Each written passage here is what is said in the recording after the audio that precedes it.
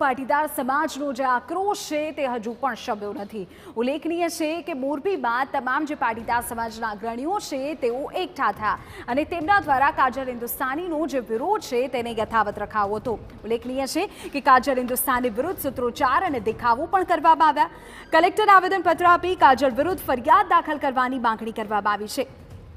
જો કાજલ હિન્દુસ્તાની વિરુદ્ધ કાર્યવાહી નહીં થાય તો મોરબી બંધનું એલાન પણ આપશે પાટીદારો।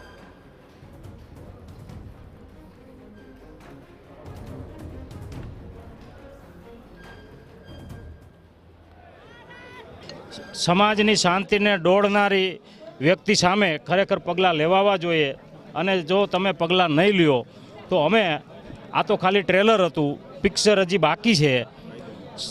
મોરબીની અંદર મહાસભાનું અમે આયોજન કરશું। સમગ્ર ગુજરાતમાંથી અમે પાટીદારોને અહીંયા એકત્રિત કરશું અને એની સામે ખૂબ જ ઉગ્ર કાર્યક્રમો આપશું અને જરૂર પડશે તો મોરબી બંધનું એલાન આપશું, જરૂર પડશે તો અમે ગુજરાત બંધનું પણ એલાન આપશું અને સમગ્ર ગુજરાતની અંદર આના વિરોધના અમે કાર્યક્રમો કરશું અને હવે ભવિષ્યમાં ગુજરાતની ધરતી ઉપર પાટીદાર સમાજની દીકરીઓ વિશે અભદ્ર જે વાત કરી છે એના વિરોધમાં મોરબી જિલ્લા પાટીદાર સમાજે આજે મહારેલી કરી કલેક્ટર સાહેબને આવેદનપત્ર આપ્યું છે।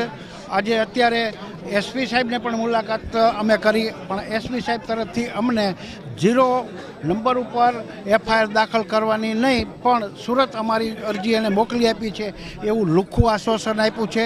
એનાથી અમને સંતોષ નથી। જેને જે અભદ્ર ભાષામાં પાટીદારની દીકરીઓ માટે જે ઉચ્ચારણો કર્યા છે તેના માટે તેઓ માફી માગે તે પ્રકારની તેમની માગણી છે। તો આ બાબતે અત્રેથી જિલ્લા પોલીસ વડાને યોગ્ય તે કાયદેસરની કાર્યવાહી કરવા માટે સૂચના આપવામાં આવશે। તો ટીવી 9 ન્યૂઝરૂમથી સમાચારો આગળ